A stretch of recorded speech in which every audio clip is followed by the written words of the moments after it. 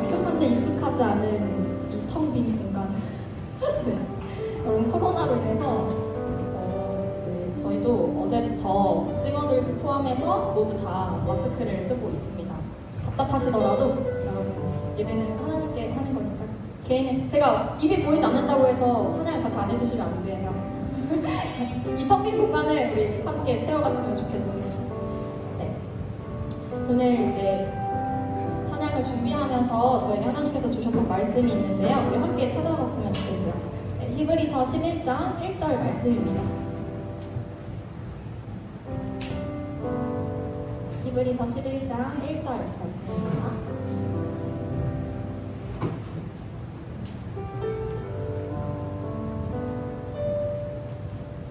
네, 다 찾으실 줄 알고 함께 읽도록 하겠습니다. 시작! 믿음이 바라는 것들을 실상이요 보이지 않는 것들을 증거이니라. 우리 큰 소리로 한 번만 더 같이 묵상할까요? 시작! 믿음이 바라는 것들을 실상이요 보이지 않는 것들을 증거이니라. 아멘. 예수. 여러분 이 말씀을 믿습니까? 네. 이 시간 이 말씀을 좀 생각하면서 그리고 또 이제 계속해서 찬양을 고백할 때 나에게 믿음이란 무엇일까? 하나님께서 나에게 믿음을 뭐라고 하실까를 좀 묵상하면서 함께 예배했으면 좋겠어요. 그래서 이 시간 먼저 우리 기도로 시작했으면 좋겠습니다. 주님께 다시 한번 나의 믿음을 고백하면서 또 그 예수 그리스도와 그 하나님에 대해서 또 성령님에 대해서 내 안에 믿음이 어느 정도로 뜨겁고 또 없다면 이 시간 하나님께 또 성령님께 구하면서 나아가길 소망합니다. 주님, 나에게 믿음을 허락하여 주시옵소서. 주님, 예배 가운데 내가 주 예수님을 나의 구주로 영접하길 원하고 나의 구주라 고백하길 원합니다. 고백하기 이전에 주님 내 안에 믿음을 허락하여 주시옵소서 라고 간절하게 고백하면서 또 우리의 믿음을 돌아보면서 우리 하나님께 함께 기도합시다.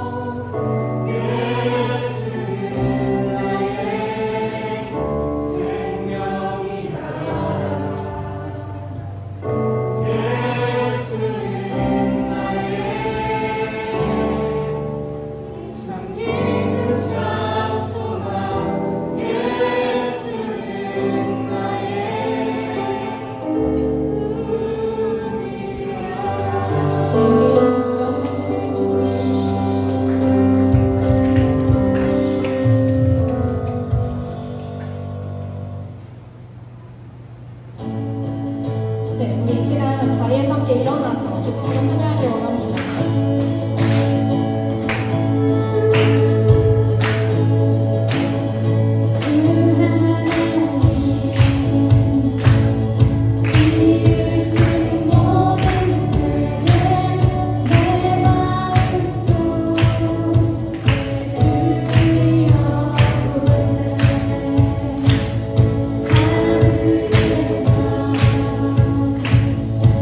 울려 퍼지는 내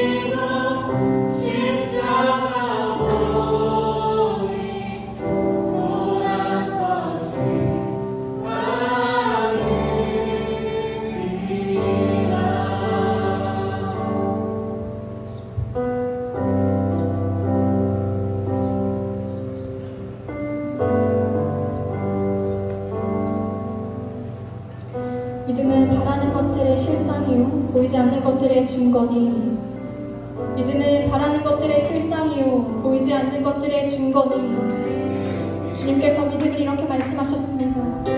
나에게 믿음이란 무엇입니까? 우리에게 믿음이란 무엇입니까? 주 예수님을 믿는다 말과 혀로만 고백하진 않습니까? 이 찬양의 가사의 고백처럼 예 주님 내가 예수님만 따라가겠습니다. 예 주님 내가 주님 한 분만으로 만족하겠습니다. 그러나 주님 내가 할 수 없습니다. 주님 성령께서 나를 찾아와 주시고 내가 주 예수님을 만날 수 있도록 오늘 이 자리 가운데 역사하여 주시옵소서. 예 주님 내가 세상을 등지고 십자가를 보길 원합니다. 그로 인하여서 주님 한 분만으로 만족하길 원합니다. 내가 가진 것 내 안에 계속해서 버려주지 못하며 주님 이 시간 가운데 버려지게 하시옵고 우리가 십자가 가운데 앞에 엎드려 주님께 은혜 돌게 하시옵소서. 주 예수를 바라보게 하시옵소서. 예 주님 예수를 알아주시옵소서. 이 시간 예배 가운데 우리의 마음을 드리고 우리의 믿음을 드리면서 예배를 위해 함께 기도합시다. 말씀을 선포하시는 박영과 공교사님께 성령 충만함으로 임재하시며 우리에게도 들을 길을 더하시어서 이 말씀이 우리의 살과 피가 되고 우리의 행함이 되고 우리의 삶에 녹아져 내릴 수 있도록 예배를 위하여서 우리의 믿음을 위하여서 함께 기도합시다.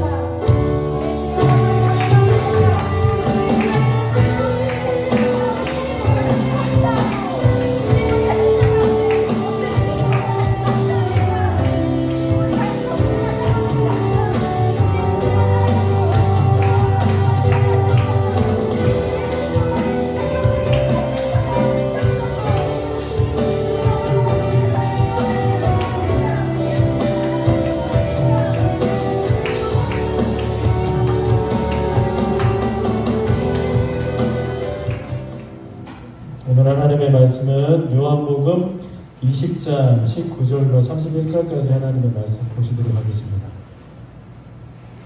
요한복음 20장 19절로 31절까지 하나님의 말씀입니다.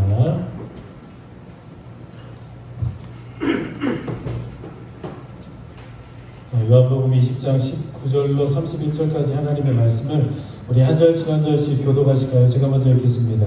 이날 곧 안식 후 첫날 저녁 때에 제자들이 유대인들을 두려워하여 모인 곳에 문들을 닫았더니 예수께서 오사 가운데 서서 이르시되 너희에게 평강이 있을지어다.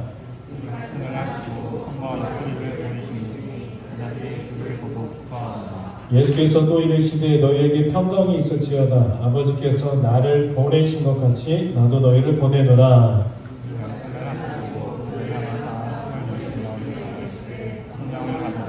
너희가 누구의 죄든지 사하면 사하여질 것이요 누구의 죄든지 그대로 두면 그대로 있으리라 하시니라.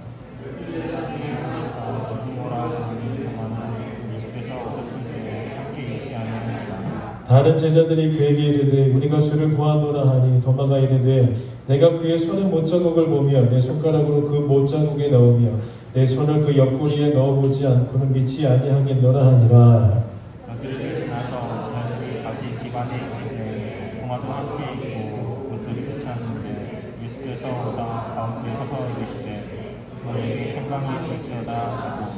도마에게 이르시되 내 손가락을 이리 내밀어 내 손을 보고 내 손을 내밀어 내 옆구리에 넣어보라. 그리하여 믿음 없는 자가 되지 말고 믿는 자가 되라.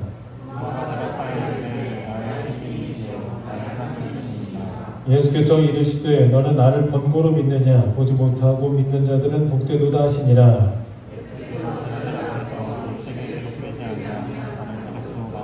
되겠습니다. 오직 이것을 기록하면 너희로 예수께서 하나님의 아들 그리스도이심을 믿게 하려 하며 또 너희로 믿고 그 이름을 힘입어 생명을 얻게 하려 함이니라. 아멘. 앞뒤 잡으시면서 반갑게 인사하십시다. 사랑합니다. 축복합니다. 존경합니다. 사랑합니다. 축복합니다. 존경합니다. 사랑합니다. 축복합니다. 존경합니다. 제가 지난주에 요한복음 설교하다가 부산의 그 다음 후속편이 반도죠. 그 반도 영화 속에서 강동원을 좀 잠깐 언급하면서 제가 이런 말실수를 했나봐요. 저보다 얼굴이 조금 더 갸름하고 날렵한 제가 이 말실수를 해가지고 말씀 전하자마자 뒤쪽으로 갔는데 재봉이가 딱 하니 기다리고 있더라고요. 재봉이가 은혜를 뭔가 충만히 받는 그런 느낌인 줄 알고, 강도사님, 제가 오늘 말씀을 듣자마자 생각난 게 있는데, 제가 지금 이제 우리 카톡방에다가 강도사님 얼굴과 강동원 얼굴을 함께 대비해서 올려놓으려고 합니다. 네, 이렇게 하더라고요. 제가 그래서 제공아 미안하다, 내가 반성하는 의미로 다음 주부터 마스크를 끼고 설교를 전하겠다. 그냥 그렇게 해가지고 제가 오늘부터 마스크를 쓰고 하나님의 말씀을 전하게 됐습니다.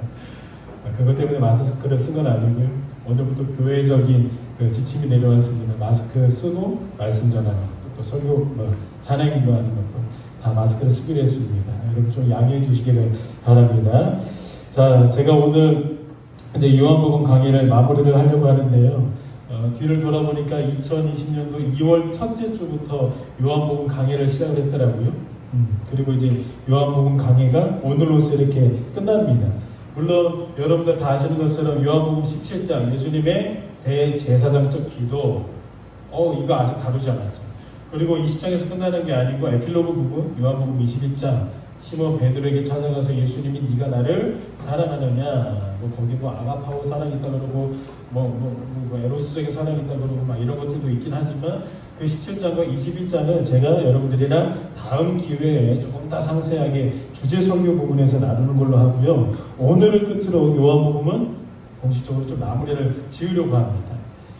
여러분, 성경 66권 가운데 수많은 저자들이 있습니다. 정말로 그 저자가 몇 명인지도 신학자들마다 좀 상이하게 다릅니다. 그런데 여러분들 아시는 것처럼 그 수많은 성경의 기록자들이 성경을, 자신이 쓴 그 성경을 기록하면서 내가 지금 이 성경을 기록하는 이유는 무엇 때문이야 라고 이렇게 기록을 해놓고 성경 본문을 기록한 저자들은 거의 찾아보기가 힘듭니다.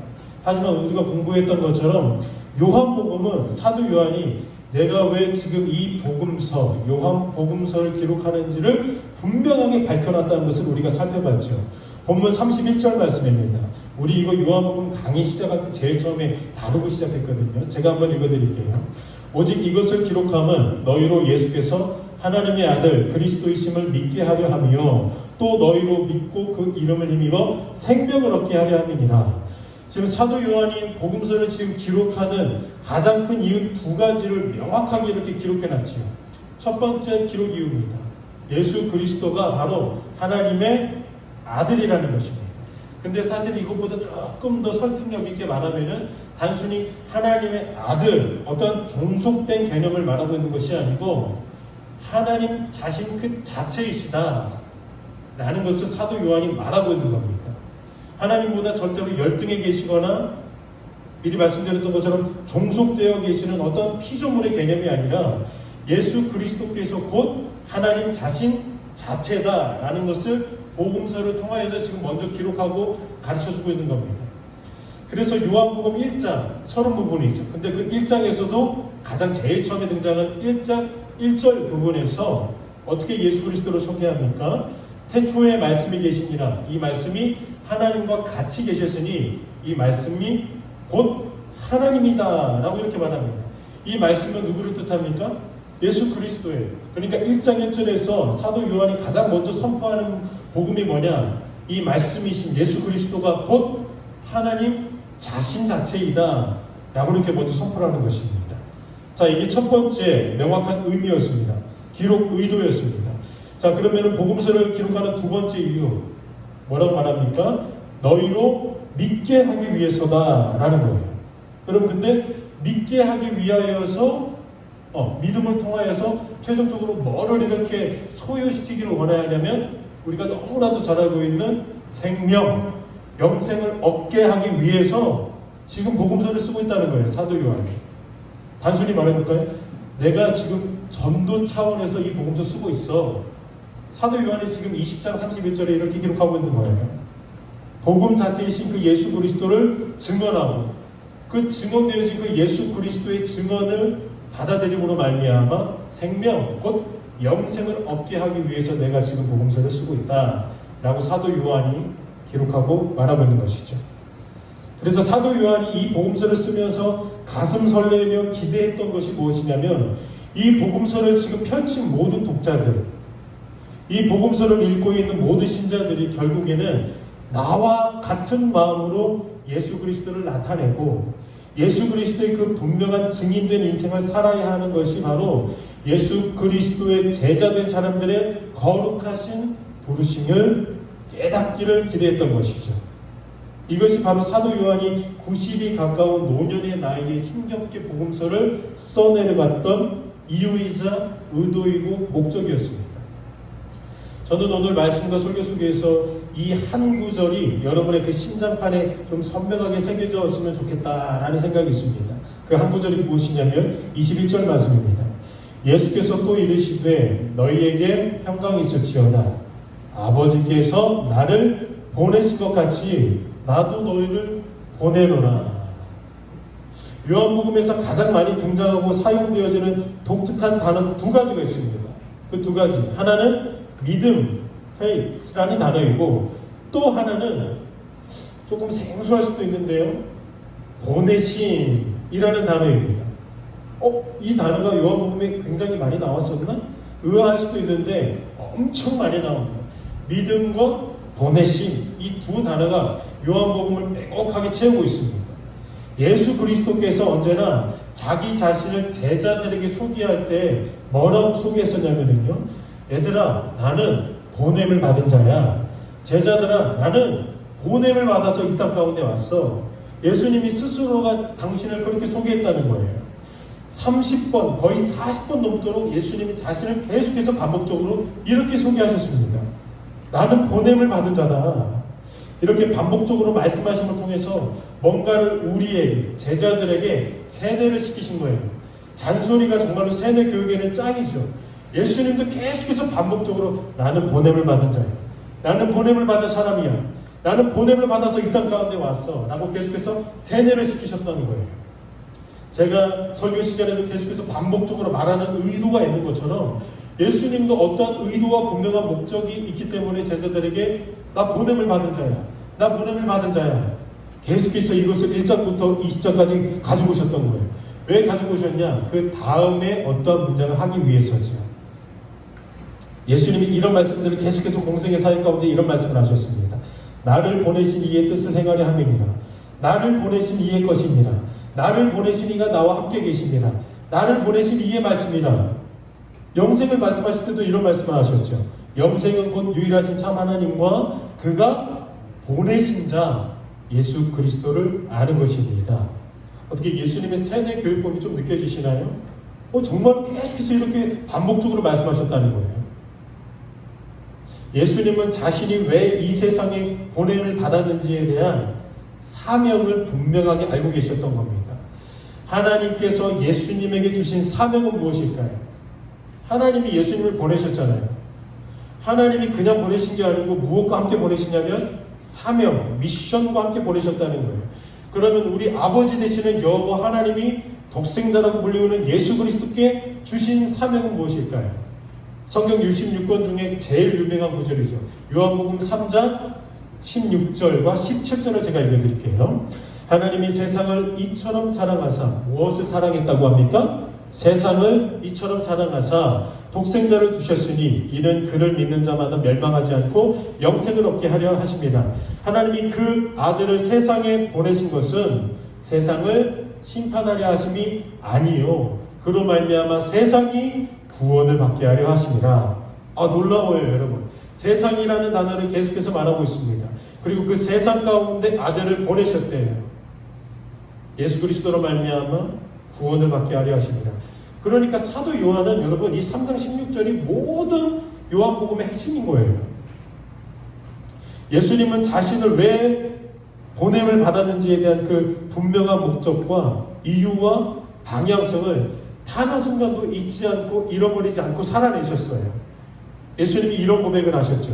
요한복음 4장 34절을 보시면 예수께서 이르시되 나의 양식은 나를 보내신 이의 뜻을 행하며 그의 일을 온전히 이루는 이것이니라. 예수님이 지금 이 땅에 계실 때는 단 한순간도 좌로나 우로나 치우치지 않고 올곧게 걸어가셨는데 그 길이 어떤 길이냐?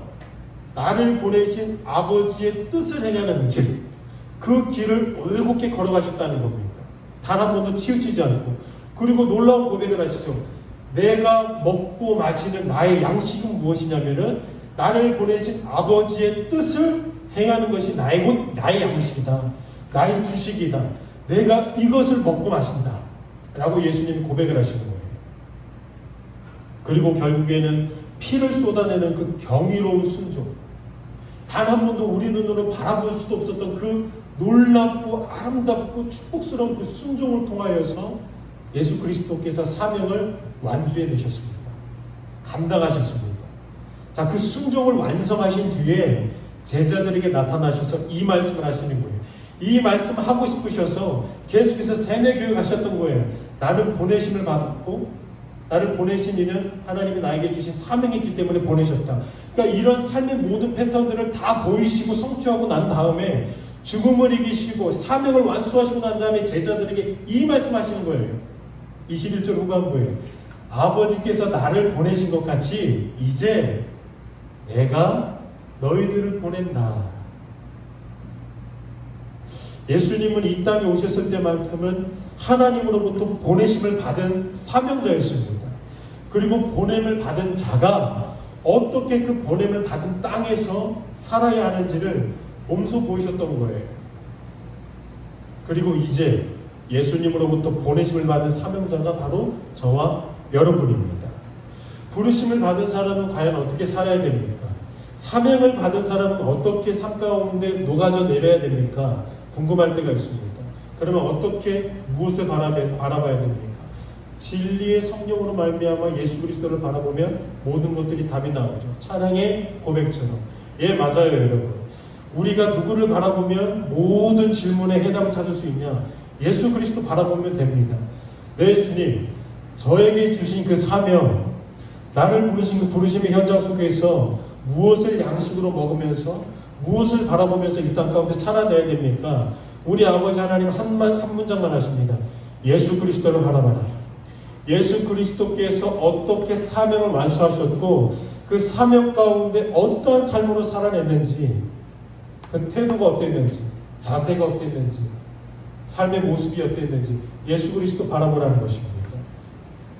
그래서 우리는 예수님 앞에 태도와 자세를 취하면 되는 것입니다. 예수님이 먼저 보여주셨던 그 모습 그대로 보내심의 현장 가운데 살아내면 되는 거예요. 우리가 보지 못했다면 어떻게 살아내야 되는지 우리가 오리무중하죠. 이런 상황 가운데 내가 어떻게 하지? 우리는 답답해요. 왜냐하면 본 적이 없거든요. 느껴본 적도 없거든요.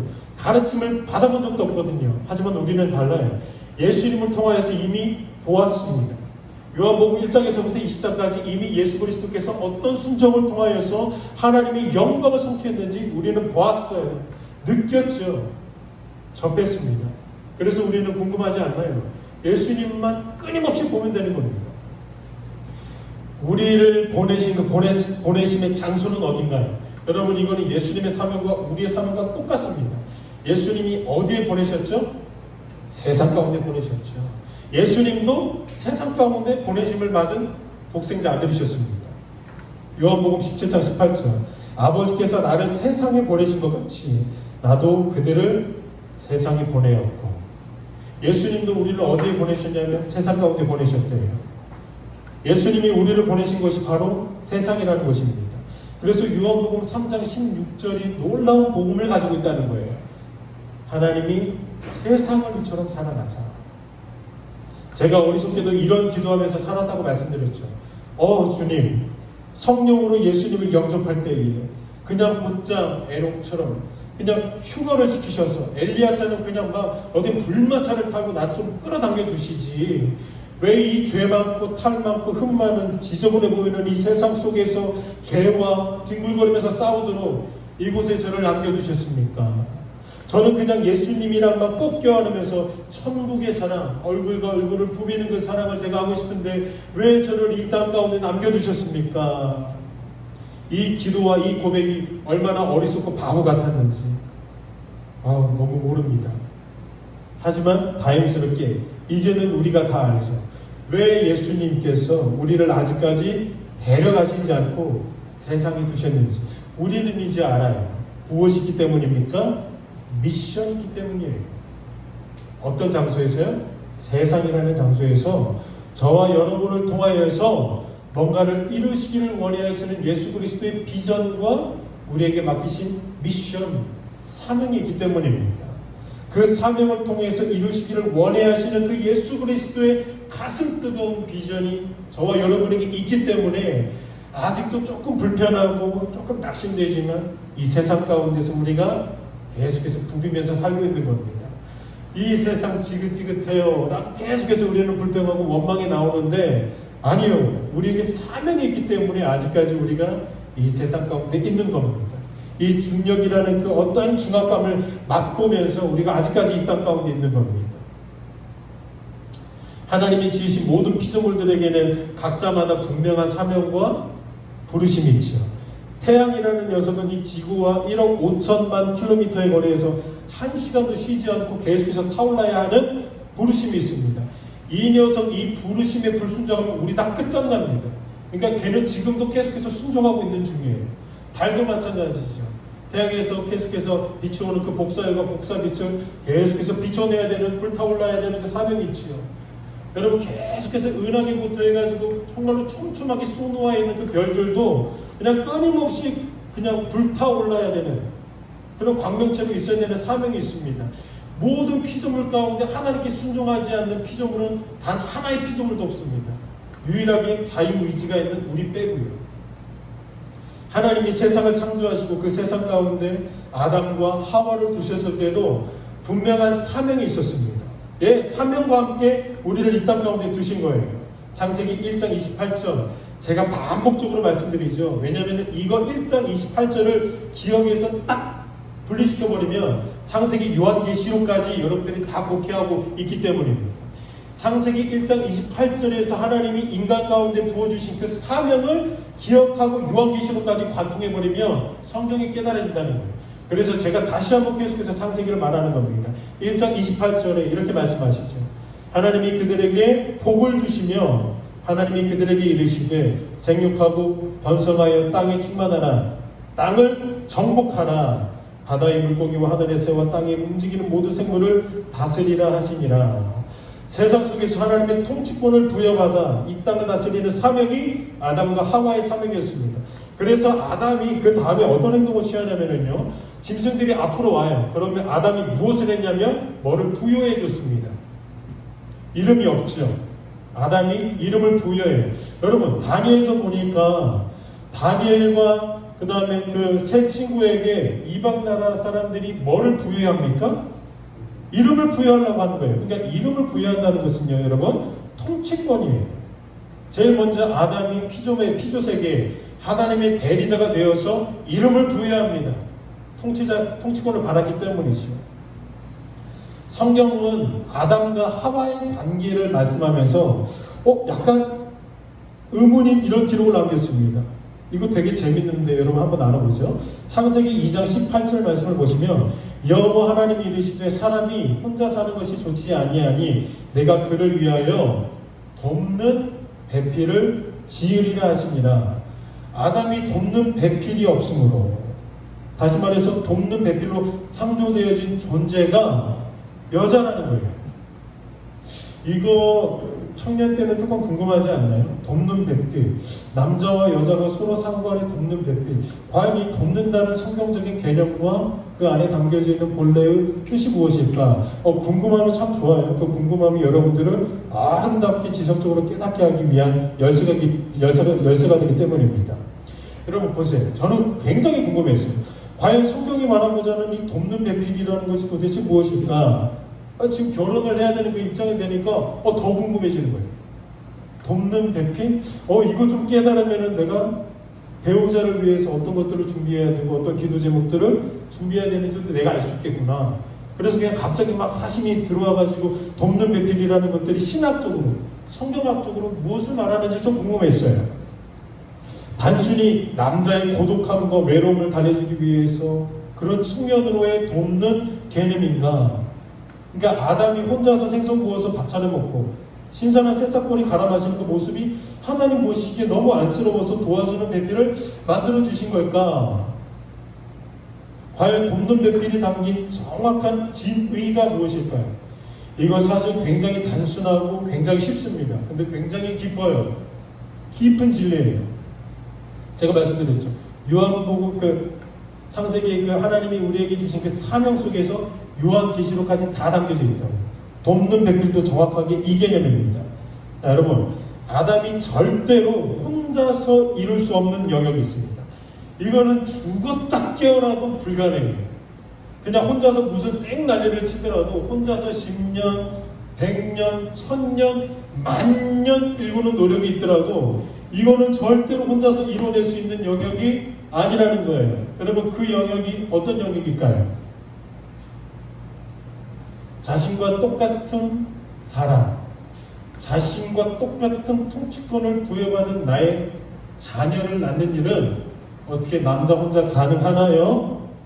절대 불가능한 거예요, 여러분. 돕는 배필이라는 것이 바로 이런 의미와 이런 영역에서의 돕다라는 개념입니다. 하나로 연합되어져야만이 가능하게 되는 부분이죠. 아담에게 이 땅을 정복하고 다스리라는 사명을 하나님이 부여하셨죠. 그 사명을 완수하기 위해서 무엇을 주시냐? 돕는 배필을 주셨던 겁니다. 그래서 그 배필이 있음으로 해서 아담과 하와가 하나됨을 통해서 땅에 뭐가 충만하게 되냐면 똑같은 통치자, 대리자인 사람이 충만하게 되는 겁니다. 그래서 아담이 있고 아담이 다스리는 그 자리에 아담과 하와가 연합되어져서 낳은 그 아담과 하와의 자녀가 다른 곳에 가면 이 곳에 간 이 자녀가 똑같이 통치자가 되고 대리자가 되는 거예요. 그러면서 여기 저기 거기 충만하게 되죠. 충만하게 다스리게 되는 거죠. 네, 이게 바로 돕는 개념입니다. 그래서 조금 더 넓혀서 생각해 보면 여러분, 돕는 개념이라는 것들을 여러분들이 생각하실 때 예수 그리스도께서 여러분에게 주신 그 사명을 생각하시면서 돕는 배필을 생각하시면 되는 거예요.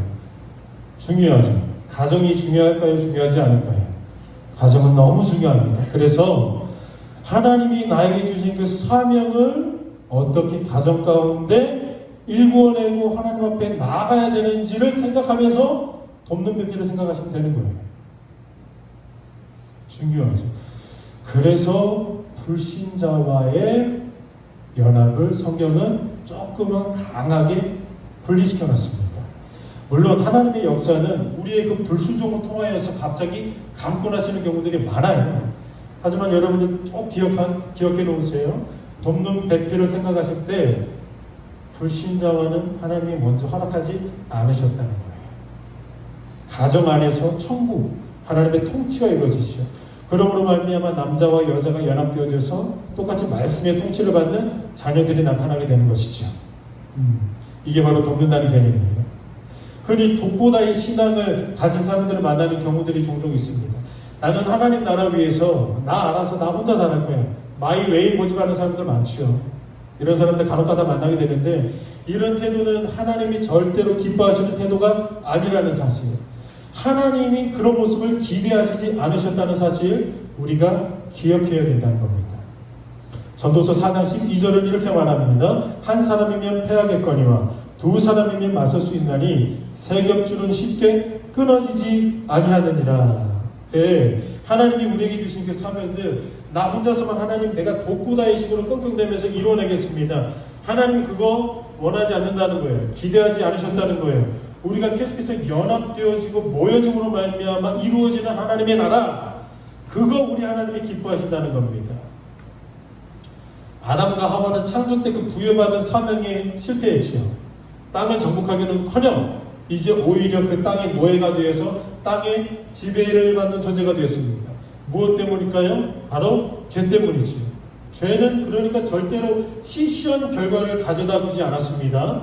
주 계획을 아예 전도시킬 정도로 엄청난 파급력을 가지고 온 게 바로 죄라는 녀석입니다. 이 죄 문제가 이제 해결되지 않는 한 절대로 하나님이 첫 번째 말씀하셨던 그 사명을 완수할 수 없다는 겁니다. 이거 사명 완수해야 되는데 우리 하나님 이거 꼭 완수하도록 하나님이 정말로 가슴 벅차게 기대하고 계시는데 이건 죄 문제 해결되지 않으면 절대로 이거 사명 완수할 수 없다는 겁니다. 불가능해요. 왜냐하면 죄로 죽은 우리가 어떻게 그 사명을 감당할 수 있겠습니까? 이미 시체처럼만 있는 존재들인데. 그래서 이 땅 가운데 누구를 보내셨냐? 예수 그리스도 사명자를 하나님이 보내셨습니다. 그래서 십자가에서 모든 죄와 저주를 단번에 끊어내셨습니다. 영원토록 끊어내셨습니다. 그리고 나서 제자들 앞에서 나타나신 예수님이 어떤 행동을 하시나요? 요한복음 오늘 본문 22절입니다. 숨을 내쉬며 이르시되 성령을 받으라. 숨을 내쉬며 이르시되 성령을 받으라. 창세기에서 하나님이 사람을 창조하실 때 그 안에 있는 호흡, 루아흐, 하나님이 호흡을 내쉬면서 생기롭게 만드셨죠.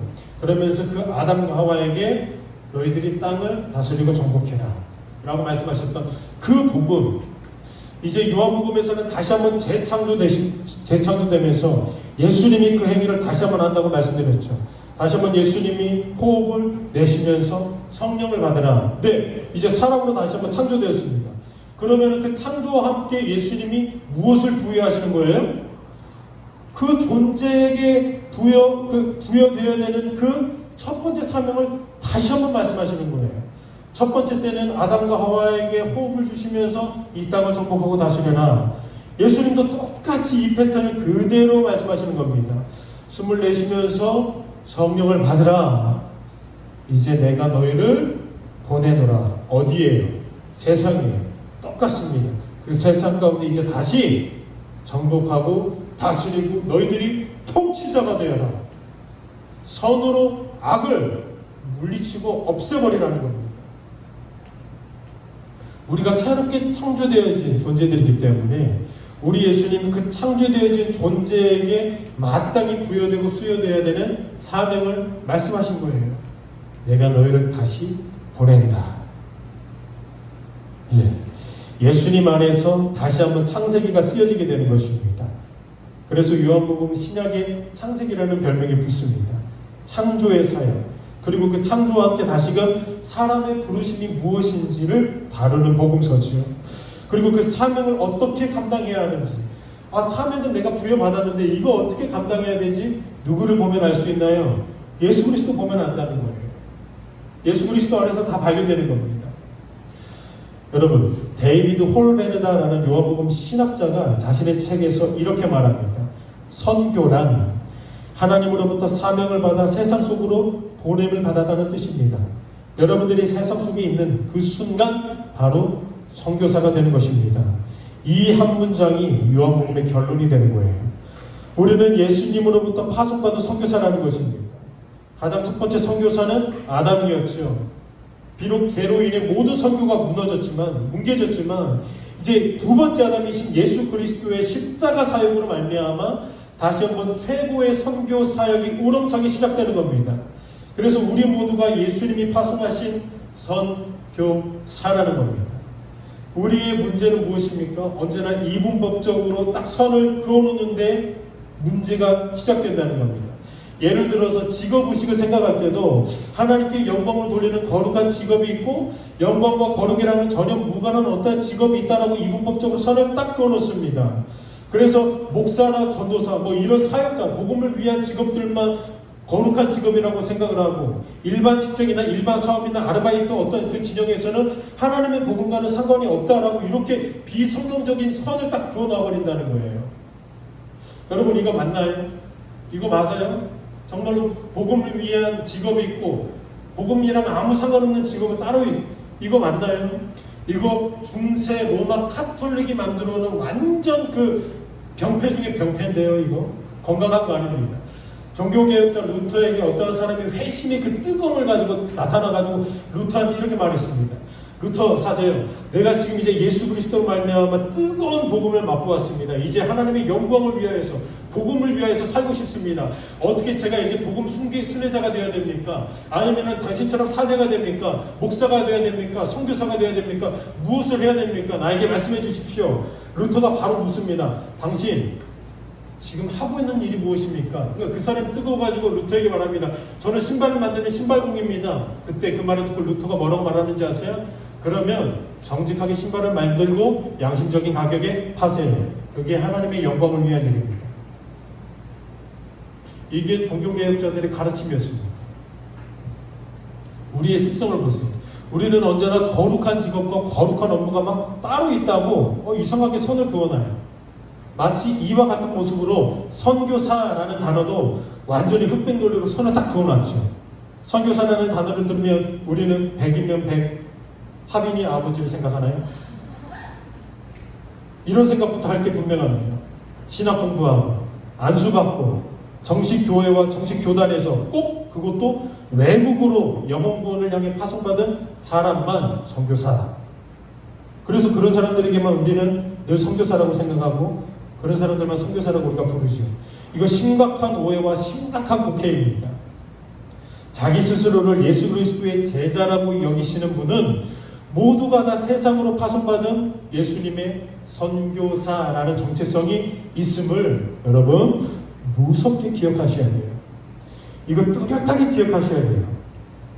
여러분 우리 교단, 우리 교주 누구냐? 예수 그리스도세요. 예수 그리스도가 그냥 파송하면 우리 선교사가 되는 거예요. 오늘 본문은 말합니다. 내가 너희를 보내노라. 예수님 사랑하시는 분, 예수님의 제자라고 고백하시는 분, 예수님이 이렇게 말씀하십니다. 선교사라고 말하는 겁니다. 그리고 제발 선교 생각할 때 땅끝 먼저 생각하지 마세요. 마치 땅끝에 가야만 나는 선교 사역을 한 거고 난 선교를 나갔다 온 그 이력이 있다라고 생각하지 마시라는 거예요. 비행기 한 번도 못 타봐도 상관없습니다. 하나님이 계획해 놓으신 그 선교의 루트는요, 예루살렘과 유대와 사마리아와 땅끝이에요. 이것이 무엇을 의미하냐? 가장 먼저 서 있는 그곳에서부터 선교가 시작된다는 겁니다. 여러분들이 서 있는 바로 그곳이 예수님이 여러분들을 보내신 선교지라는 겁니다. 그래서 가정에서, 학교에서, 직장에서 여러분들의 태도는 복음이 유통되기 위해 하나님이 예비해 놓으신 곳입니다. 절대로 그 영역을 가볍고 간단하고 시시하게 생각하지 마시기를 바랍니다. 그곳이야말로 기도의 씨앗이 가장 심겨져야 하는 곳이고 가장 예수 그리스도의 모습으로 별처럼 빛나야 하는 곳이 바로 그곳이라는 겁니다. 바로 그때 그곳에서 선교적 열매가 나타나게 되는 거예요. 제가 지난주에도 말씀드렸죠. 가정에서의 여러분들의 모습이 너무 중요해요. 가정에서의 여러분들의 모습이 예수 그리스도께서 가장 먼저 보내신 예루살렘이라는 겁니다. 가장 중요해요. 여러분들 가장 가까운 그 관계 정말로 중요해요. 그 관계 속에서 나타나야 되는 그 기도의 제목들이 여러분들 선교사로서의 선교기 기도의 제목이라는 거예요. 물론 여러분 세계 어떤 선교의 그 기도의 제목들을 우리가 부지런히 기도해야 될 필요성도 있습니다. 하지만 그것과 비교해도 견줄 정도로 여러분들의 가정의 기도의 제목들, 여러분들 관계 속 정말로 가까운 친구와 가까운 동역자들을 위한 그 관계의 기도, 여러분들이 그 직업 안에서 만나는 모든 관계적인 기도, 그 여러분 선교사의 사명을 가지고 선교의 기도의 제목이어야 되고 그것이 곧 여러분들이 금식하면서 하나님 앞에 씨름해야 되는 선교의 기도 제목이라는 거예요. 그때 여러분들이 그 장소에서 선교사로 사역을 살아낼 때 그 장소에서 선교적 열매가 나타나는 겁니다. 가슴 뛰는 그 열매가 그곳에서 나타난다는 겁니다. 한국에 진짜 이거 존경받는 목사님 중에 손꼽히는 목사님 한 분이 계시는데요. 제가 이것만 말씀드리고 조금 말씀 정리할게요. 이분은 인정이라는 단어보다는 존경이라는 단어가 정말로 어울릴 정도로 한국 교계 안에서는 정말로 훌륭했던 목사님입니다. 이제 은퇴한 지 얼마 되지 않은 목사님이신데 그분은 은퇴하는 그 순간까지도 정말로 예수 그리스도의 모습을 분명하고 정말로 확대해서 보이셨던 목사님이세요. 이 목사님이 한 번은 이렇게 어려운 간증을 했습니다. 자신의 과거를 간증을 했는데요. 자신이 일반 직장인으로서 집사로 살고 있을 때 지금의 아내와 결혼을 했다고 합니다. 그래서 사모님이 그러니까 이 사람은 그래도 집사 정도는 되니까 신앙이 좋을 거라고 생각하고 결혼을 해버린 거예요. 근데 이 목사님이 겉으로만 그냥 직분으로만 집사였지 매일마다 술독에 빠져 살았습니다. 술을 정말로 좋아했어요. 그래서 매일 밤 늦게까지 술에 빠져 살고 간혹 일찍 집에 들어가는 날들도 있었는데 그때는 왜 집에 일찍 들어가냐면 술 친구들을 데리고 어디서 술을 마시려고요? 집에서 술을 마시려고 일찍 집에 들어가는 거예요. 정말로 더 짜증나는 것은 그 친구들이랑 노래방에서 노래를 부르거나 어디에서 술자리에서 술을 먹다가 뭔가 이제 흥겨워지잖아요. 그러면은 자기 아내가 성악을 전공했다는 이유만으로 와이프 너 와가지고 노래 한 곡 해. 그러면서 이 사모님은 사람들 앞에서 친구들 앞에서 노래를 했다는 거예요. 집에서도 노래방에서도 가서 노래를 했어요. 성악을 전공했다는 이유만으로. 이런 삶이 신혼부터 몇 년 동안 끝없이 지속됐습니다. 근데 사모님은 단 한 번도 자신의 남편에게, 이 목사님에게 화를 내거나 잔소리를 한 적이 없었다는 거예요. 여러분들이라면 어떻게 하겠습니까? 가스불에다가 숟가락을 지지고 눈에다가 발라버리겠죠. 근데 이 사모님은 단 한순간도 이 목사님에게 잔소리를 하거나 싫은 내색을 하지 않았다는 거예요. 노래 부르려면 노래 부르고, 노래방으로 콜하면 노래방 가서 노래 불렀다는 거예요. 그래서 이 목사님이 속으로 무슨 생각을 했냐면은, 아, 내 아내는 원래 성품이 좋은가 보구나. 남들보다 더 수용을 잘하고 이해를 잘해주는 아내를 내가 만났나 보구나. 이렇게 가볍게 넘겼다는 겁니다. 그러다가 또 하루는 몇 년 후에 변함없이 술에 잔뜩 취해가지고 이제 새벽 늦은 시간에 집에 들어왔는데 사모님이 남편을 기다리다가 지쳐서 잠이 들었다는 겁니다. 근데 그 사모님 머리맡에 노트 하나가 펼쳐져 있었어요. 그리고 그 노트에 물이 흘러서 진한 얼룩이 져 있었다고 합니다. 목사님이 아내 모르게 이 노트를 술김에 읽었습니다. 근데 이 목사님이 이 노트를 읽었다는 것을 사모님이 6년 후에 알게 되었어요. 목사님이 말을 안 했다고 하더라고요. 그 목사님이 그 뭔가 물로 얼룩진 그 노트를 읽어 내려갑니다. 모든 걸 늘 흔쾌히 받아주고 이해해주던 그 아내의 일기장, 정말로 바보 같았던 그 아내의 일기장에 이런 얘기가 가득했습니다. 나는 오늘도 버스를 타고 수유리 너머로 가서 시골길을 하염없이 걸으며 죽음을 생각한다. 약을 먹고 죽을까? 아니면 손목을 그어 죽을까? 그러나 그것은 내가 취할 길이 아님을 다시 한번 확인하고 되돌아왔다. 나를 살리기 위해 십자가에서 돌아가신 예수님께서 주님의 뜻을 위해 내게 허락하신 남편이니 나는 사랑해야만 한다.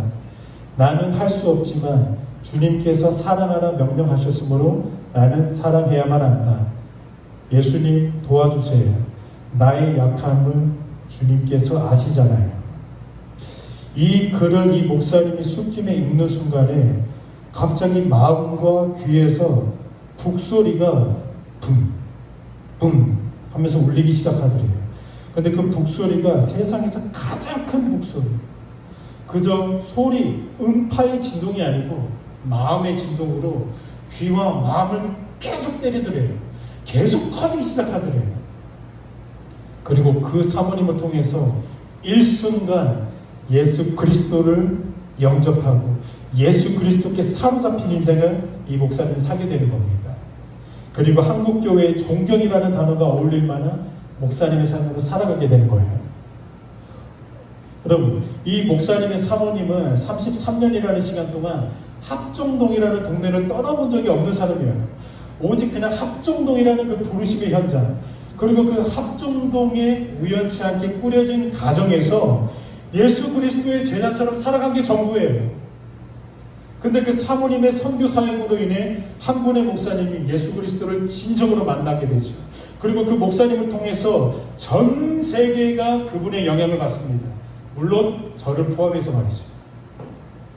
누가 이 사모님에게 아니 왜 당신은 땅끝으로 가지 않고 합정동에만 머물러 있었습니까? 라고 말하는 사람이 누가 있겠습니까?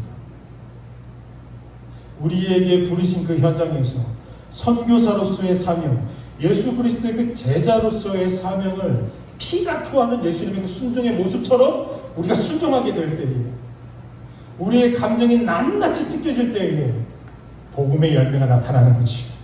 그리고 그 선교적 열매, 복음의 열매의 파급력은 합정동, 이 삼천동에만 머물러 있지 않습니다. 평화동에만 머물러 있지 않습니다. 전 지구 반대편까지 그 파급력이 임하게 된다는 겁니다. 예루살렘 땅, 저와 여러분이 지금 있는 그 부르심 현장 가볍게 여기지 마세요. 여러분들이 지금 부르심의 그 가정, 여러분들이 지금 만나는 그 관계 절대로 가볍게 여기지 마세요. 이미 우리는 선교지에 와 있습니다. 세상이 바로 선교지죠. 저와 여러분의 그 삶의 태도와 입술의 고백과 성령의 함께 하심으로 인해서 세상 사람들에게 반드시 이렇게 딱 끌어내줘야만 하는 고백이 무엇일까요? 단순히 교회 다니니까 재밌더라, 교회 다니니까 행복하더라, 교회 다니니까 뭔가 사업이 승승장구하더라. 여러분, 이런 고백을 끌어내기 위해서 우리를 영업군으로 보내시지 않으셨다는 겁니다.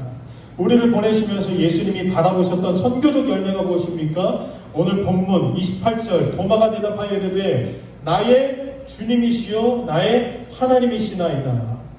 우리를 통해서 믿음 없는 자가 예수 그리스도께 나와서 결국에는 내 예수님, 당신이 나의 주님이시고 나의 하나님이십니다. 이게 우리 선교 사역의 피날레입니다. 우리를 통하여서 이 고백이 여러분들이 이제 미래에 낳게 될 자녀들에게 고백되어져야 되고, 지금 여러분들의 관계 속에서 고백되어져야 되는 마지막 복음의 열매라는 사실, 우리 선교사들의 마지막 비전입니다. 예수 그리스도 이름으로 소망합니다. 여러분, 이 시간 선교사라는 찬양 함께 찬양하실까요?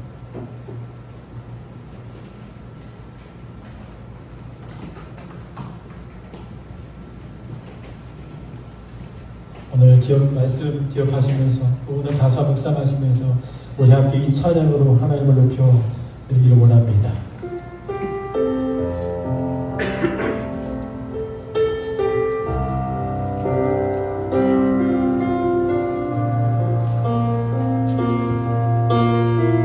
아픔 많은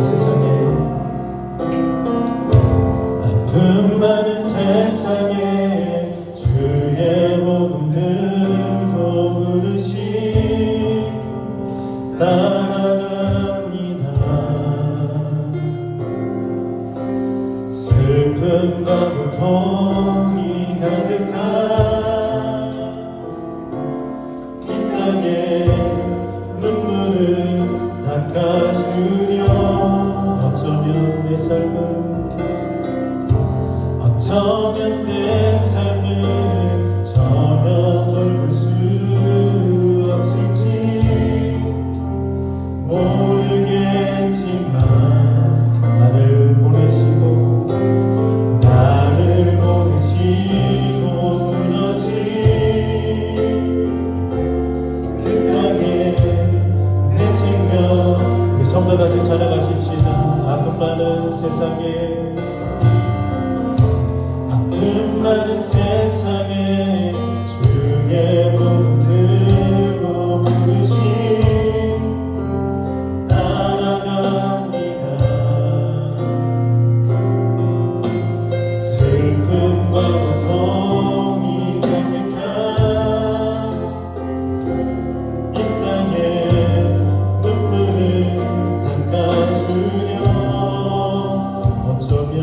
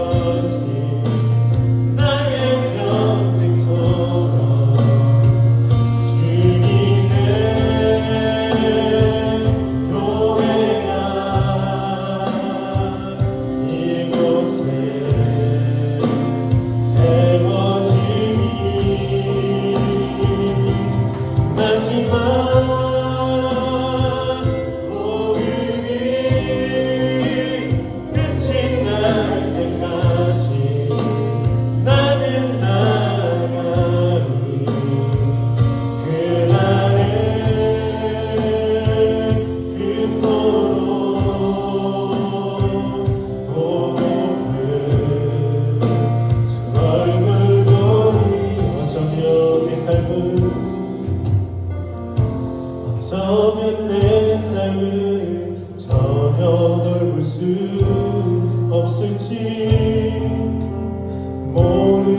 모르겠지만 나를 보내시고 부러진 그날에 내 생명을 쏟소서. 여러분 이 시간에 기도할 때 한 가지 기도 제목만 놓고 함께 기도하기를 원합니다.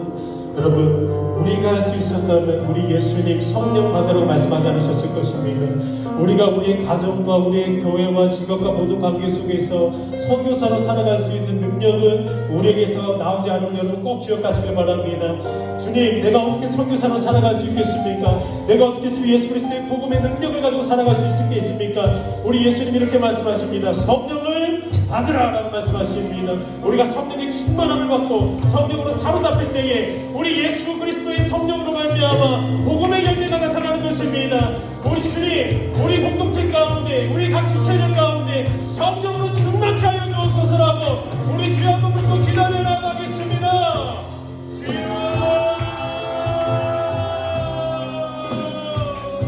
우리 아버지 하나님 우리 모든 성령들 가운데 다시 한번 성령으로 충만케 하여 주시옵소서. 성령의 능력으로 놀랍게 나타내야만 나아갈 수 있도록 아버지 하나님 은혜를 더하여 주시옵소서. 그런 아버지 하나님 성령으로 말미암아 복음의 열매 선교적인 열매 아버지의 생명들이 살아나고 모든 사람들이 예수 그리스도 앞에 엎드려 나의 주님 나의 하나님이라고 고백할 수 있는 그러나 선교적인 열매가 나타날 수 있도록 성령으로 다스려 주시옵소서. 성령의 놀라우신 충만하심을 하여 주시옵소서. 성령의 놀라우신 능력과 은사로 우리를 건드려 주시옵소서.